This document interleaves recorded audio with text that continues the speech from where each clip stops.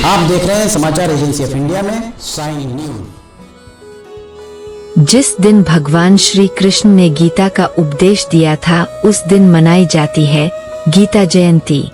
गीता जयंती की व्रत कथा, पूजन विधि, महत्व आदि सब कुछ जानिए विस्तार से। आप देख, सुन और पढ़ रहे हैं समाचार एजेंसी ऑफ इंडिया की साइन न्यूज के धर्म प्रभाग में विभिन्न जानकारियों के संबंध में।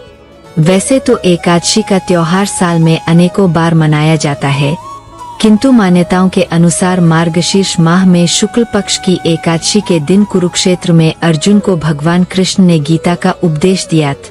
तभी से मार्गशीर्ष माह में शुक्ल पक्ष की एकादशी पर गीता जयंती मनाई जाती है। श्रीमद् भगवद गीता दुनिया का सबसे श्रेष्ठ ग्रंथ है। इस ग्रंथ का पाठ करने वाला व्यक्ति जीवन में कभी भी परेशान नहीं हो सकता है। श्रीमद् भगवद गीता का अनुसरण करने वाले व्यक्ति को मृत्यु के पश्चात मोक्ष की प्राप्ति होती है।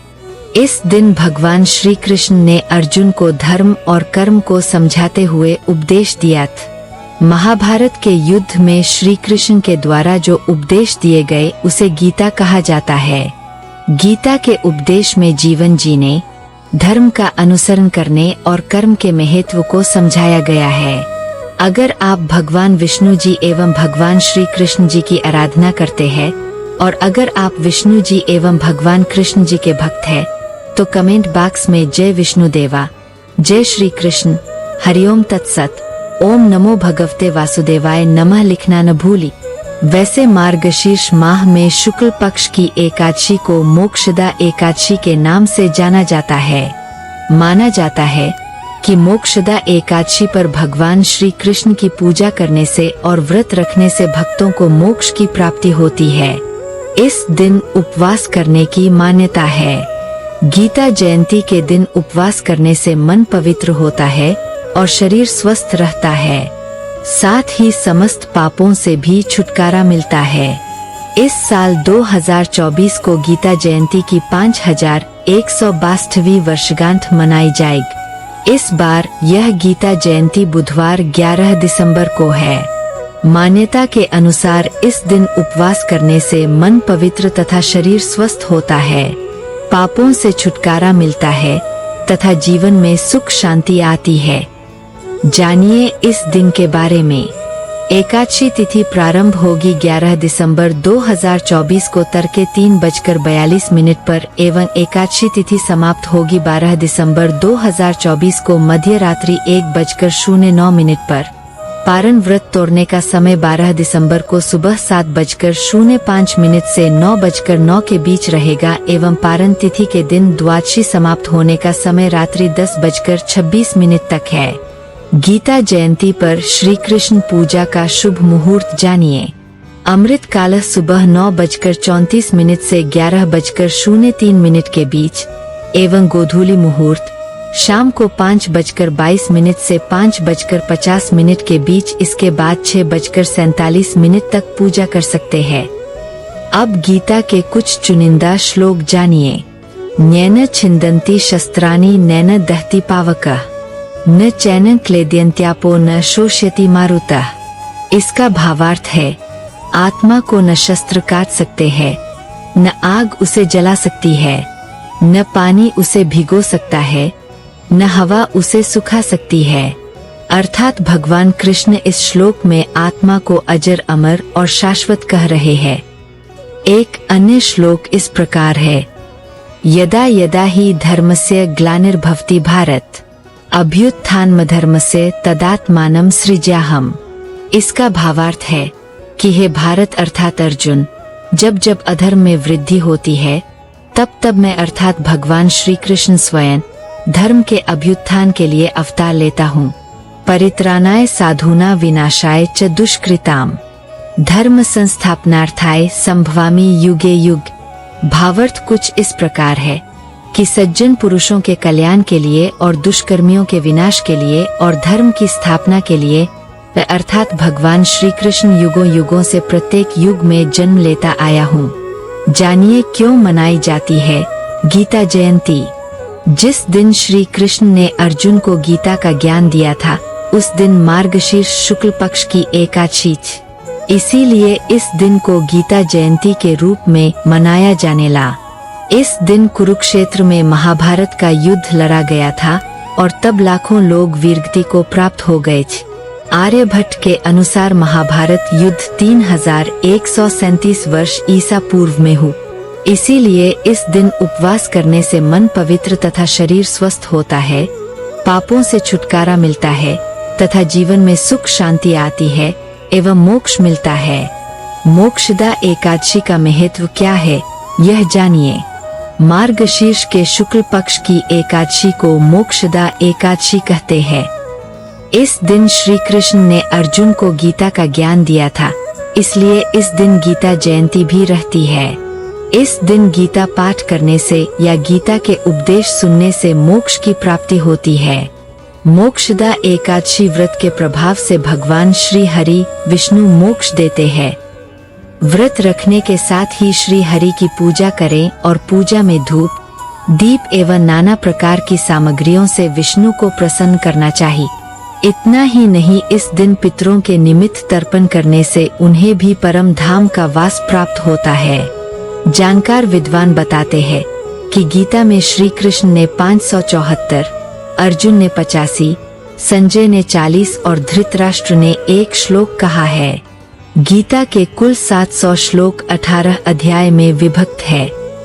श्रीमद् भागवत गीता में 18 अध्याय और 700 श्लोक है। गीता का दूसरा नाम गीतोपनिषद है।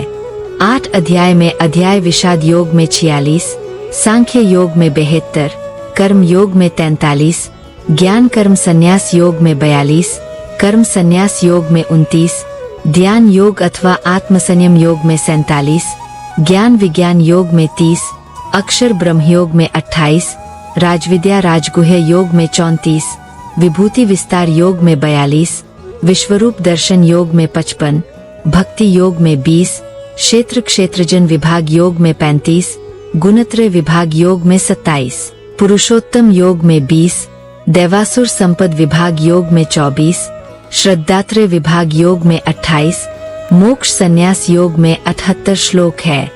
गीता जयंती पूजा विधि जानिए।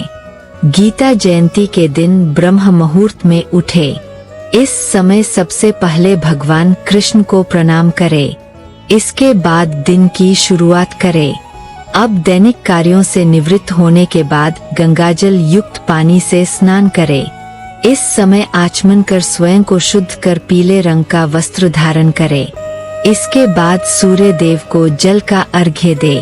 तत्पश्चात पंचोपचार कर विधि विधान से भगवान श्री कृष्ण की पूजा करे। इस समय गीता पाठ अवश्य करे।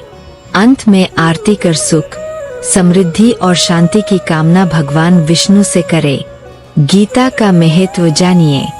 गीता का महत्व केवल धार्मिक ही नहीं बल्कि मानव जीवन के सभी पहलुओं के लिए प्रासंगिक है।